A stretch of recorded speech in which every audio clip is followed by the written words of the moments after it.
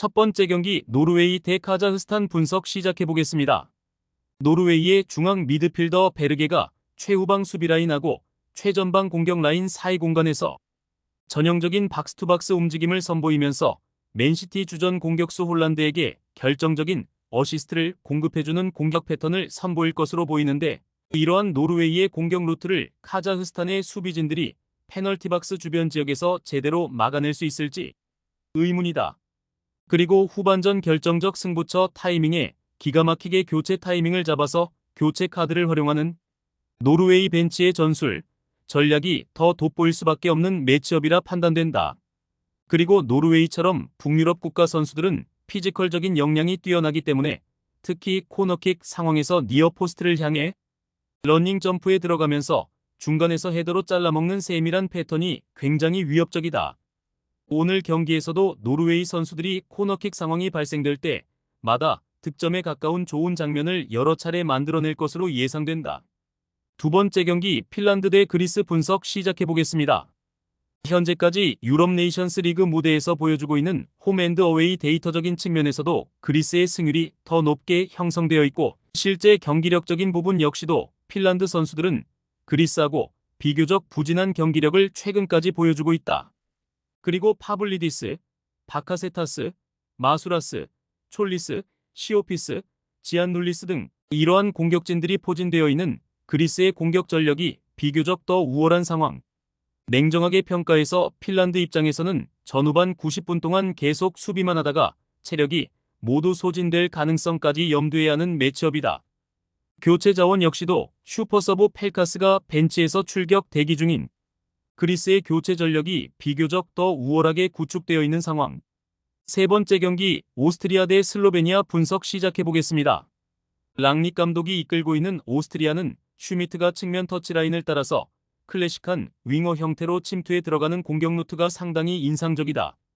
이러한 측면 돌파 퍼포먼스를 통해서 상대 페널티 박스 안쪽 공간에 자리 잡고 있던 스트라이커 아르나우토비치에게 컷백 형태로 양질의 어시스트를 공급해주며 다양한 득점 찬스를 만들어 나갈 것으로 예상된다. 이러한 오스트리아의 공격 퍼포먼스를 슬로베니아의 수비진들이 페널티 박스 근처에서 제대로 통제하지 못할 공산이 크다.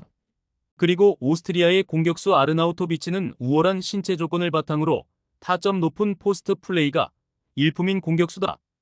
과거 프리미어리그 남자의 팀 스토크시티에서도 활약했던 선수이기 때문에 특히 포스트 플레이에 능한 모습을 보여주고 있는 선수다. 그렇기 때문에 오늘 경기에서 슬로베니아의 수비진들이 아르나우토비치로 인해 엄청나게 고전할 가능성이 높아 보인다. 네 번째 경기 잉글랜드 대 아일랜드 분석 시작해보겠습니다. 카슬리 감독이 이끌고 있는 잉글랜드는 볼이 위치해 있는 주변 지역에 최대한 자신들의 선수들을 많이 배치시키면서 수적인 우위를 점하며 자연스럽게 전체적인 볼 점유율을 차지해 나가는 전략을 통해 최근 전술적으로 재미를 보고 있는 상황이다. 이번 경기 역시도 볼이 위치해 있는 주변 지역에서 벨링엄, 그릴리시, 파머 등 이러한 선수들을 중심으로 수적인 우위를 점하며 자신들이 더 유리한 방향으로 경기 양상을 만들어 나갈 것으로 예상된다. 아무래도 볼을 오랜 시간 소유하고 있는 팀 선수들이 슈팅 찬스도 더 창출해 나갈 수 있을 것이고, 상대팀 입장에서는 압박하며 볼 소유권을 찾아오기 위해 많이 뛸 수밖에 없기 때문에 그만큼 체력적으로 금방 지칠 수밖에 없을 것이다.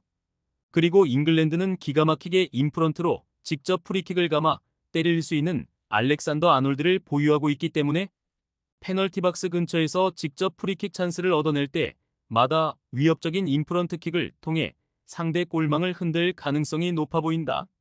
다섯 번째 경기 이스라엘 대 벨기에 분석 시작해보겠습니다.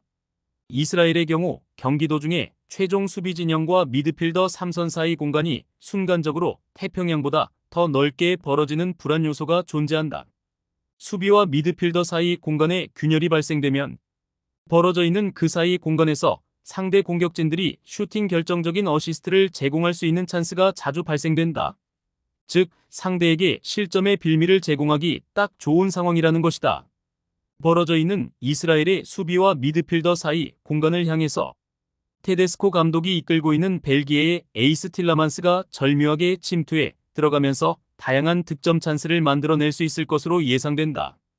그리고 후반전에 교체 투입될 가능성이 높은 벨기에의 루케바키오는 순간 스피드가 굉장히 빠른 유형의 선수이기 때문에 후반전에 체력적으로 지쳐있는 이스라엘의 수비진들이 루케바키오에게 뒷공간 침투를 허용하게 될 가능성이 높아 보인다.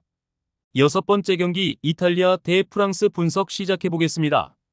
이탈리아의 3백 수비 조직을 자세히 분석해본 결과 페널티 박스 안쪽 공간을 지키고 있는 칼라피오리, 바스토니, 디 로렌조 이러한 선수들의 순간 스피드가 프랑스 공격 진영에 배치된 공격수들하고 비교적 빠르지 못하다는 것을 확인할 수 있었다.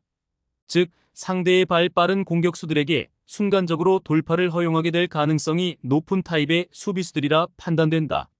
마침 프랑스에는 발 빠른 공격수 음바페, 덴벨레, 바르콜라, 은쿵쿠가 포진하고 있기 때문에 전체적으로 발이 느린 편에 속하는 이탈리아의 3백 수비진들을 상대로 수차례 위협적인 뒷공간 침투 플레이를 선보이면서 다양한 득점 찬스를 생산해 나갈 가능성이 높은 매치업이다.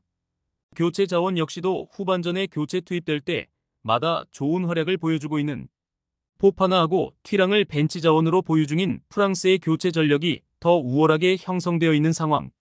최종 조합은 영상 아래 고정 댓글로 말 걸어주시면 오늘 정보방에서 무료로 공유해드립니다. 제발 손해보면서 토토하지 말고 다같이 웃으면서 즐겁게 베팅합시다. 함께 하실 분들은 부담 갖지 마시고 편하게 말 걸어주세요.